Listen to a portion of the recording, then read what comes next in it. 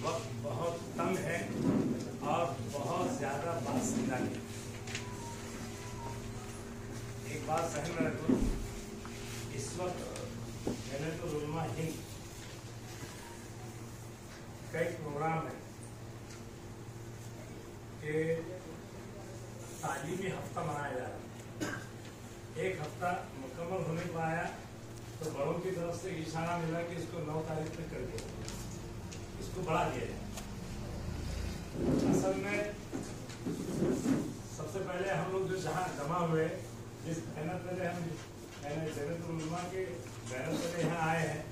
जमीयतुल उलमा असल एक ऐसी जमात है जो 1919 में यानी आज से 102 साल पहले हमारे बुजुर्गों ने कायम किया। और उसको कायम करने की सिर्फ वजह ये थी कि हिंदुस्तान में मुसलमानों की हैसियत को मिटाया जाने वाला था। मिटाया जा चुका नहीं था, मिटाया जाने वाला था। तो अल्लाह का फजल ऐसा हुआ कि इस जमात में कुछ ऐसे लोग जुड़े जिनके अंदर खुदा ताला ने ऐसी फिक्रात दी कि आने वाली नस्ल यानी 1919 और आज 2022 103 साल हो चुके, लेकिन ये काम अल्हम्दुलिल्लाह बड़े इखलास के साथ, जवामर्दी के साथ, हिम्मत के साथ किया जा रहा है। और मुसलमानों की यानी माशरती और तालीमी एतबार से, हर एतबार से इसमें गाइडलाइन दी जाती है। क्यों कि जमात खालिस मुसलमानों के हित में है और इसमें वही लोग जुड़ते हैं जिनको अल्लाह कबूल करता है। ज़हन रखिए, अब ये कोई सियासी जमात नहीं है, बल्कि मुसलमानों को किस तरह दीन पर बाकी रखना और आइंदा की नस्लों को किस तरह दीन पर चलाना, ये एक फिक्रात है। तो आज हम जितने लोग बैठे हुए यहाँ इस बात को लेकर उठेंगे कि इंशाअल्लाह आने वाली नस्लों तक, जैसे हमारे बड़ों ने 1919 में इसको कायम किया और आज 2022 चल रहा है, 103 साल हो चुके, तो हमारा भी नाम कल क़यामत के दिन अल्लाह ताला उनकी लिस्ट में लिखेगा कि इनके बड़ों ने 100 साल पहले कोशिश की थी, 100 साल के बाद इन लोगों ने, आने वाले 100 सालों तक लोगों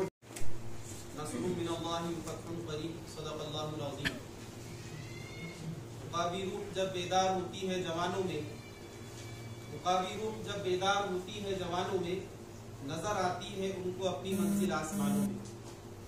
नहीं तेरा नशेमन कसरे सुल्तानी के गुंबद पर, नहीं तेरा नशेमन कसरे सुल्तानी के गुंबद पर, तू शाही है बसेरा कर पहाड़ों की चट्टानों में। माशाअल्लाह इस महफिल के अंदर उलमा और अइमा और जमीयतुल उलमा हिंद की शाख सिलोड़ की क़यादत में आप सभी के सभी नौजवान यहाँ पर इकट्ठा हुए हैं। और मजहब इस्लाम के अंदर नौजवानों को बड़ी अहमियत हासिल है, क्योंकि तारीख गवाह है कि नौजवान जब किसी बात का अज़्म अपने दिल के अंदर ठान लेते हैं اور شریعت و سنت کے پابند بن کر جب اللہ کے دین کی خاطر اور اعلاء کلمت اللہ کی خاطر جب حوصلے بلند کر کر رکتے ہیں تو وہ بڑی بڑی ٹیموں کے اور بڑے بڑے شیطانوں کی کایا پلٹ دیتے ہیں. کیونکہ نوجوان جو ہوتے ہیں، آپ حضرات میں ماشاءاللہ نوجوانوں کی اکثریت یہاں پر بیٹھی ہوئی ہے، اور جوانی کا ایک سجدہ بڑھاپے کے 70 سجدوں سے زیادہ اہمیت رکھتا ہے. مجھے اپنے بڑوں کی طرف سے یہ حکم دیا گیا ہے کہ میں مختصراً جمعیت کا تعارف پیش کروں. معزز حضرات اور معزز نوجوان علماء کرام، جمعیت کے تعارف کو مختصراً وقت میں پیش کرنا دریا کو کوزے کے اندر یعنی پیالے کے اندر جمع کرنے کے مترادف ہے. کیونکہ جمعیت کسی ایک پہلو کے اعتبار سے کام نہیں کرتی، اور جمعیت کی تاریخ کو اگر بیان کیا جائے تو اس کو بھی بیان کرنے کے لیے دن رات کیا ہفتے نکل جائیں گے اور مہینے نکل جائیں گے، لیکن اس کی تاریخ کا اصل حق جو ہے ہم ادا نہیں کر سکتے.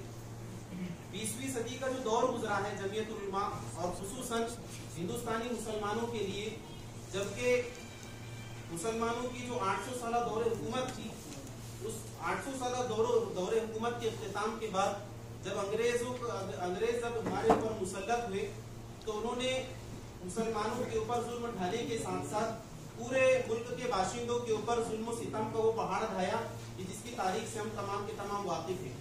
لیکن اس کے اندر جتنے مسلمان متاثر ہوئے، سماجی اعتبار سے، معاشی اعتبار سے اور دینی اعتبار سے جتنے مسلمان اس سے متاثر ہوئے، اتنی اور کوئی قوم متاثر نہیں ہوئی.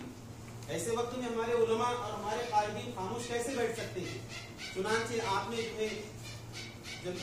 نے دارالعلوم دیوبند کی شکل میں ایک مدرسے کی شکل میں تحریک کی بنیاد ڈالی، جو کئی سو سال سے آج بھی موجود ہے اور آئندہ بھی انشاءاللہ موجود رہے گا.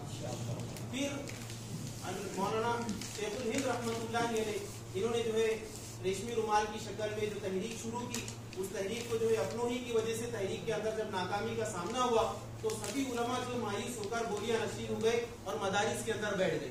اس کے بعد جو ہے مولانا ابو المحاسن سجاد صاحب، جن کو اللہ رب العزت نے کئی صلاحیتوں سے نوازا تھا، یہ مدارس سے باقی چہار دیواری سے باہر نکلے اور آپ نے 1919 کے اندر اپنے ساتھ میں مفتی کفایت اللہ دہلوی، شیخ الہند رحمۃ اللہ علیہ، اس طریقے سے علماء کی ایک جمع غفیر کے ساتھ میں آپ نے 1919 کے اندر جمعیت العلماء ہند کا قیام کیا.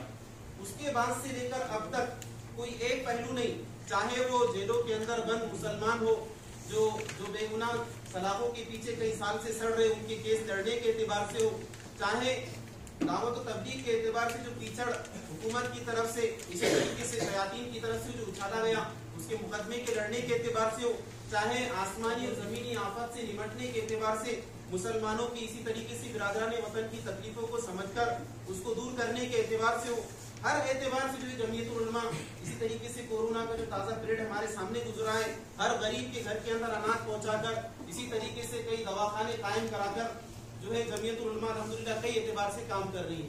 ایسی جمعیت کا آج حصہ بننا ہم تمام کی ذمہ داری بنتی ہے، کیونکہ یہ جماعت ایسی جماعت ہے جس کا ماضی بھی شاندار ہے اور جس کا حال بھی جاندار ہے اور جس کا مستقبل بھی آبدار ہے اور تابدار ہے. ایسی جماعت سے جڑ کر اس کا ہم کو مضبوطی کے ساتھ حصہ بننا ہے. اس کی جمعیت العلماء ان کے روزانہ جو ہے اس کے تقاضے نہیں آتے. کہاں ہے رنگین رسالے نہیں قرآن سنبھالو، رنگین رسالے نہیں قرآن سنبھالو. میں کوئی ترمیم کے ساتھ اس کو کہوں گا، موبائل نہیں قرآن سنبھالو، رنگین رسالے نہیں قرآن سنبھالو. اور اس کا اگلا مصرع کی طرف بہت زیادہ ہم سب کو توجہ دینی ہے. مرد مجاہد ہو تو میدان سنبھالو، اور بزدل ہو تو نکل جاؤ لشکر سے ہمارے، اور بزدل ہو تو نکل جاؤ لشکر سے ہمارے. کیونکہ ایک مرحلہ وہ آنے والا ہے میرے بھائیو، اللہ اس کی نوبت نہ لائے. ایمان اور اسلام کی بقا کے لیے اگر ہمیں اپنا سینہ آگے کرنے کی ضرورت ہو تو ہم اس کے لیے تیار ہیں. یہ وہ جماعت کہیں انشاءاللہ. اور بزدل ہو تو نکل جاؤ لشکر سے ہمارے، اور مرد مجاہد ہو تو میدان سے ہمارے. آج کی گفتگو کا بنیادی اور اہم مقصد تعلیمی بیداری مہم. آپ اس بات کو اچھی طرح سمجھیے. میرا ایک درد، میں جب فارغ ہو کر یہاں آیا تو سب سے بڑا درد میرا یہ تھا کہ وہ معصوم سا 9 سالہ بچہ جس کی عمر ابھی مکتب میں جانے کی ہے، جس کی عمر ابھی علماء کے کے سامنے زانوِ تلمس طے کر کے الف سے لے کے قرآن ختم کرنے کی ہے، اس کی عمر اسکول میں جا کر ABCD سے لے کر اپنی اعلیٰ ڈگری تک تعلیم حاصل کرنے کی ہے، وہ بچہ کسی گیرج پر جا کر گاڑیوں کے نیچے ایک ایسا منظر پیش کر رہا ہے جو اسلام کے بالکل خلاف مجھے نظر آتا ہے۔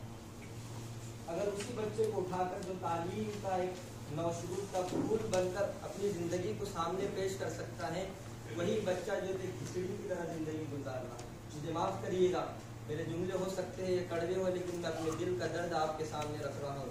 میں ان اکابرین اور ہمارے جو بزرگان دین ہیں ان کا درد آپ کے سامنے رکھ رہا ہوں کہ جو بچے کی عمر مکتب میں جا کر تعلیم حاصل کرنے کی اور اسکول میں جا کر ایجوکیشن میں آگے بڑھنے کی ہے، وہ بچہ بیکریوں میں بٹر کی اور ٹوسٹ کی جو ہے تو لائنیں لگا رہا ہے اور بھنگار سننے کی وہ عادت بنا دیا ہے۔